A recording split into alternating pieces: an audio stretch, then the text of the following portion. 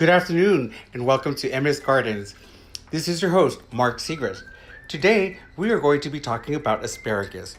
Asparagus orinatas, once known as part of the lily family, kind of like your onions and garlic, but they're no longer classified as that. When we planted these in April, we planted the little crowns. That's what you call the little roots. That's how you get the crown of the garden.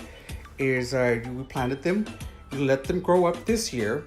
The sprouts are not, they're woody branches and they're not big enough or thick enough to be edible. They're very woody. So you let it grow out the first year and then you trim it back down to about 6 inches. And then the following year, you get to start cutting asparagus off and having them for dinner or whatnot. What it's time to do now, it's fall. And we need to trim these back because they are a perennial.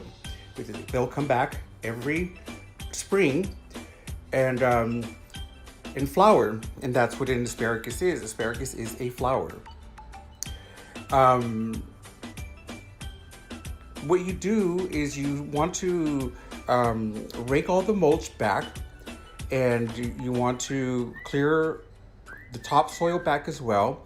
And you want to check and make sure that your ladybugs aren't using it as a sanctuary anymore. This is why we didn't do it about a week or so ago. They've all flown away. And there's a few left, about one or two here. But so asparagus is a very interesting vegetable.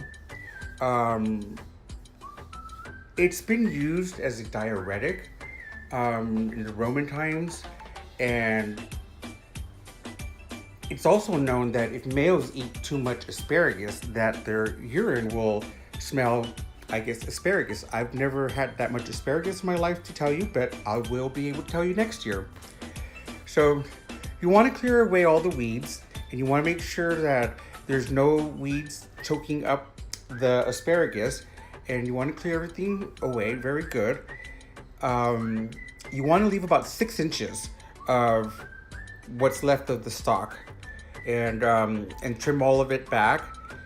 And when you trim all of it back, you want to rake all the mulch back up, cover it with mulch again, and fertilize it.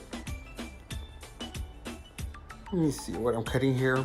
Oh, I can't get, let me see. Oh, it's so hot out here too.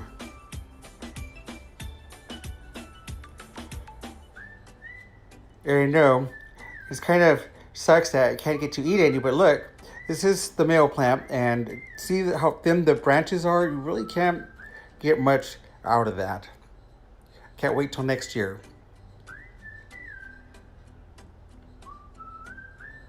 And if anybody knows anything about history, there's a reason why there was an asparagus fleet. And that's the quiz question. If you can tell me what the asparagus fleet was about and who created it and what it was all about, you get brownie points. My goodness. So much work. It's just hot out here. You know, sometimes you just gotta take a little care. You gotta trim some back so you get nice growth the following year. And these are really thin.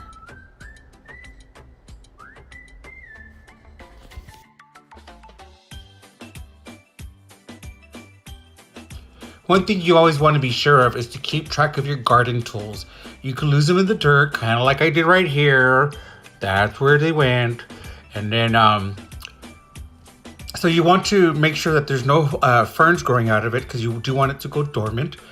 You want to cover it back up with mulch, give it a good watering, and use some chicken compost on it. That's the fertilizer we use. Well, hope you enjoyed this episode of Asparagus, the Crown of the Garden. Join us next week when we go to Jerry Fink's garden to visit another community garden.